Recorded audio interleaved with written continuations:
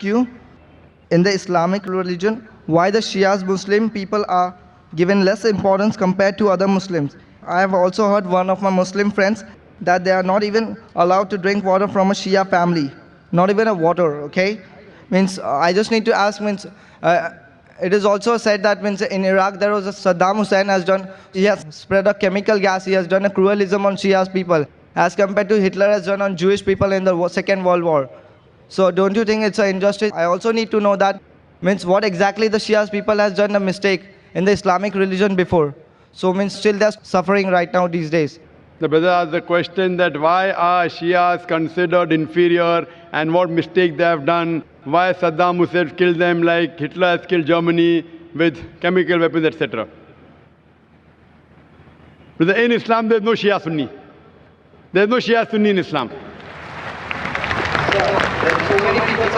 I'll give the answer. I'll give the answer and then you're most welcome.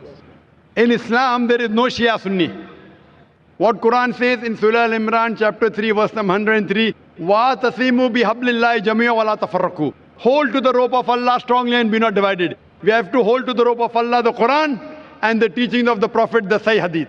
If you hold to them, then you're a true Muslim. There is no Shia Sunni in Islam, and there's no sect in Islam. The Quran says in Surah Anam, chapter number 6, verse number 159, O Prophet, anyone who makes divisions, who makes sects in the religion of Islam, you have nothing to do with him.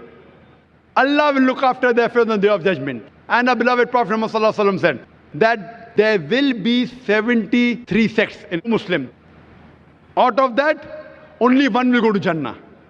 The Sahabas asked, which one? Those who follow me and my Sahabas. Those who follow Quran and the authentic teachings of the Prophet.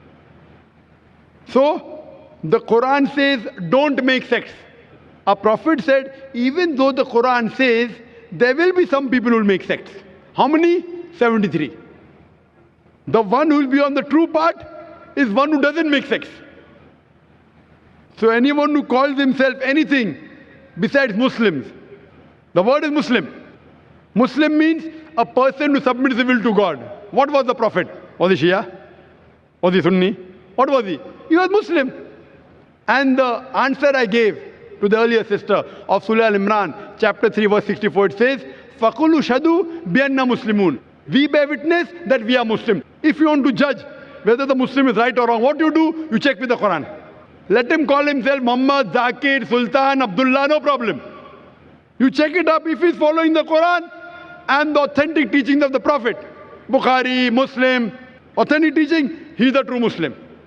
If he goes against the true teachings of the Prophet, the Sahih Hadith of Bukhari, Muslim and all the other Sahih Hadith, and goes against the Quran, he's not a true Muslim. A true Muslim is a person who follows the Quran and the authentic teachings of the Prophet Muhammad Sallallahu Alaihi Wasallam. So when you come to know, let him call himself anything. If he does not follow the Quran and does not follow the authentic teaching of the Prophet, he is not a true Muslim. Regarding the second part of the question, Saddam Hussein. Saddam Hussein is not there in the question. It is in the question, na? Saddam Hussein killed Shias. Brother, I don't know whether he killed Shias or not. The media says. But whether it be Saddam Hussein, whether it be Hitler, whether it be George Bush, anyone kills any innocent human being, leave aside Shia, Sunni, even if he kills innocent Hindu, innocent Christian, innocent Jew, it is a big crime. Let it be Saddam Hussein, let it be George Bush, let it be Hitler. Anyone who kills any innocent human being, whether Muslim or non-Muslim, whether it be Hindu, whether it be Christian, whether it be Jew, anyone kills any other innocent human being. If he's done it, it's a sin, it is prohibited. I am not here to protect anyone. Let his name be anything. George Bush, Hitler, Sultan, Abdullah, Tom, Dick, Harry, anyone. If anyone kills any innocent human being, it is prohibited. Hope that answers the question. So it means you want to say that we should not believe in this Shias, Sunnis or Bori Muslims, sir? I am not saying that. Quran, there is no Shia Sunni in the Quran. Means so there is no so Bori many in the masjids Quran. are there, so many masjids. That's what you tell them. You ask them, where is the word Shia mentioned in the Quran? Ask him, where is Bori mentioned in the Quran? Sir, my college is there, means in Bandra, sir. I'm studying. So these people are not following. What you have to do, ask them.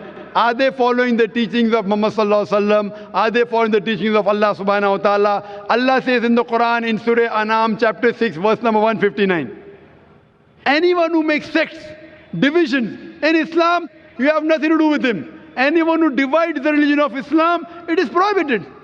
So if you have to be a good Muslim, you have to hold to the rope of Allah, that is the Quran. So just by calling someone Abdullah, Sultan, whatever it is, will not take you to Jannah, but following the teachings of the Creator Almighty God and following the teachings of Prophet Muhammad, peace. Brother, I would like to ask you a question. Yes. One question. You are so much bothered about Shia, Sunni. I want to ask you why. So there are so many, my friends No, are... no. Do you want to join Islam and then you're thinking what to take? So, means... I'm asking you the question. Yeah. Means, Do you want to come to Islam and you're thinking, should you join Shia or Sunni?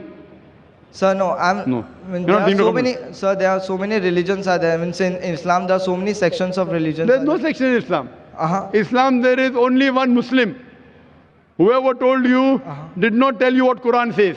I'm giving you reference. So the person who told me he was a Sunni, he told me that... Let him be Sunni, let him be Shia, let him be Bhori, anyone. Tell him Quran says don't make sects. Chapter number 6, write it down. It means this Chapter is all number absurd. 6. So it means this is all absurd.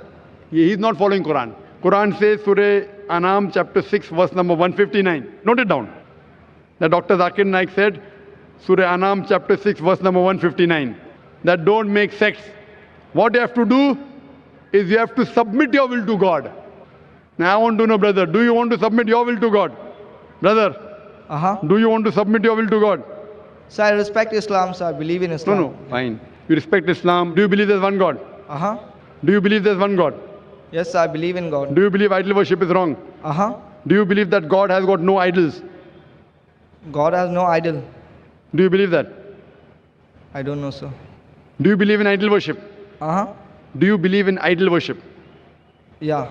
Idol worship is right or wrong? Means to God. No. Do you believe that worshipping an idol is right or wrong? Yes. It is right or is it wrong? It's right, sir. Doing idol worship. But that's against your Vedas. Your Vedas says you should not worship anyone but one God. It's mentioned in your Yajurved, chapter 32, verse number 3. Sveta Upanishad, chapter number 4, verse number 19. Na tasir pratima asti. Of that God, there is no pratima, there is no image, there is no photograph, there is no painting, there is no idol, there is no sculpture, there is no statue. I am asking you a question. When your Veda says God has got no image, no statue, no idol, do you yet believe in idol worship? Yes, sir. So leave aside Shia, Sunni, I am asking you, are you following your Veda? Yes, sir. Are you following or not? Are you following? So because I'm from that religion, sir. Correct. So It I'm is not talking my about, mistake, sir. I'm born in that religion, sir. if you are brought up in that religion, I am asking you, isn't your duty to study? That's Your why I'm Vedas- researching on this subject. Therefore, I'm asking you, brother, that in your scripture Veda, Yajurved, chapter number 32, verse number 3, Sveta Upanishad, chapter number 4, verse number 19, it says, Na tasya pratima asti. It's a Sanskrit quotation, which means Almighty God has got no pratima, no image, no photograph, no painting, no sculpture, no idol, no statue. If your scripture says Almighty God has got no idol, then doing idol worship is right or wrong? Right or wrong? Such a big person to decide this, that it's a right or wrong. No, but if your scripture is saying God has got no image, no photograph, no idol, no statue, then making a statue of God is right or wrong? So my previous person means my Purvaj has done this, sir. So I cannot blame on them, sir. Sorry? My Purvaj, my previous, the Hinduism people has done this, so I cannot blame on the... I'm not asking Hindu people. I'm asking you the question, your scripture, which is the most authentic scripture in your religion? You don't know. What, Do you sir? know which is the highest scripture in your religion? So, means... It is Vedas. Yeah, Vedas. Therefore, you see my video cassette, similarities between Islam and Hinduism, and I request one of the volunteers to give him my DVD, similarities between Islam and Hinduism. Watch that DVD. If you have queries, you can meet me, and inshallah, I'll clarify your doubt, and then I would request you, read that, understand, and find the two-piece. So, and the last thing I just need to ask you that it means we have to not believe in this, that there are so many sections of Islam, that Sunnis, Shias, we should not believe. We should only believe in Quran, right? Quran and the authentic sayings of Prophet, that's it. Any scholar says anything. Quran says in Surah Nisa, chapter number 4, verse number 59, Atiullah, Atiur Rasul, obey Allah and obey the Messenger. And continues, and those who have been given the authority for command. Those who have charged with affairs. That means you have to follow Allah, Almighty God, His messengers, and those who are knowledgeable. But the verse does not stop there. It says if they differ, if the people of knowledge differ, go back to Allah and His Rasul.